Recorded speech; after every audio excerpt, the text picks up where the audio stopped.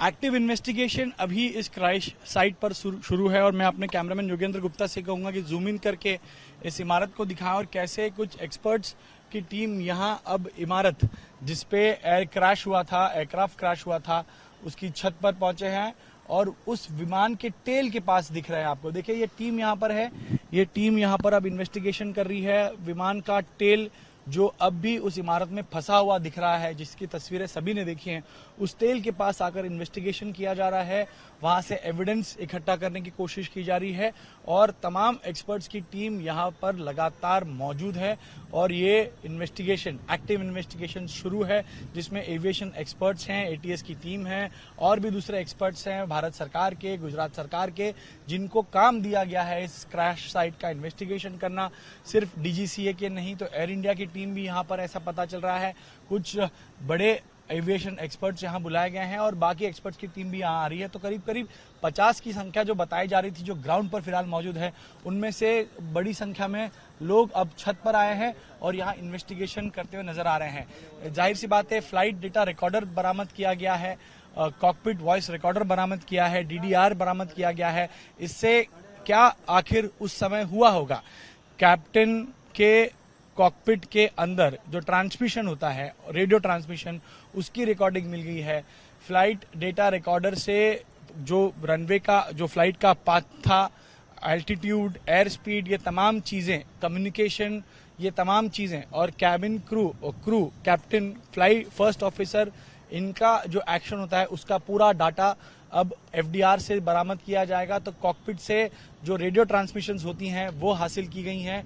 तो अब इस टेल के पास आकर ये इन्वेस्टिगेशन शुरू है और इस इन्वेस्टिगेशन को आप देख सकते हैं बहुत करीब से। कई लोग यहाँ उपस्थित हैं और सब लोग मिलकर इस हादसे की सही वजह जानने की कोशिश कर रहे हैं, क्योंकि ये बहुत बड़ी बात है। बोइंग ये ऐसा एयरक्राफ्ट है, खासतौर पे बोइंग 737-8 ड्रीम लाइनर, ये ऐसा एयरक्राफ्ट है जो दुनिया भर में कई बड़ी एयरवेज चलाती हैं। इसी वजह से पूरे दुनिया की नज़र इस हादसे की तरफ है, क्योंकि आखिर यह हादसा कैसे हुआ, इससे सबक लेना होगा। बोइंग को, तमाम एयरवेज को सेफ्टी प्रिकॉशंस पर ध्यान देना होगा।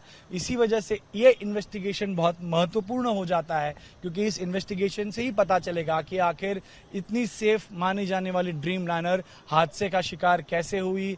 ये इंजन फेलियर था, ह्यूमन एरर था, या लैंडिंग गियर का कोई इशू था, या किसी और सिस्टम की खराबी थी जिसकी वजह से यह हादसा हुआ।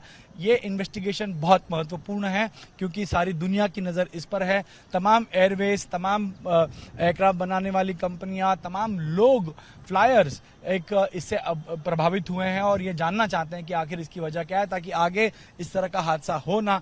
इस वजह से ही ये इन्वेस्टिगेशन पे इतनी ताकत झोंक दी गई है कि सिर्फ भारत के ही नहीं तो विदेश से भी तमाम एक्सपर्ट्स यहाँ आ रहे हैं और इसमें काम करेंगे, इन्वेस्टिगेशन को आगे ले जाएंगे। एनटीएसबी की टीम भी यहाँ पर आएगी। तो अब पहला हिस्सा, इसीलिए मैंने कहा कि ये पूरा रास्ता सैनिटाइज किया गया था, क्योंकि एक्टिव इन्वेस्टिगेशन होने जा रहा था और एक्टिव इन्वेस्टिगेशन होते हुए यहाँ पर हम देख रहे हैं। तो ये वो कारण है कि इस वजह से सभी को दूर रखा गया था और अब यहाँ पर से ये इन्वेस्टिगेशन, एक्टिव इन्वेस्टिगेशन की शुरुआत हो गई है और इस जांच के बाद ही पता चलेगा कि आखिर AI-171 दुर्घटनाग्रस्त क्यों हुई और क्यों इतने मासूमों की जान चली गई। कैमरामैन योगेंद्र गुप्ता के साथ Ganesh Thakur, ABP news, Ahmedabad. For exclusive and insightful videos, subscribe to our new channel ABP Live Premium.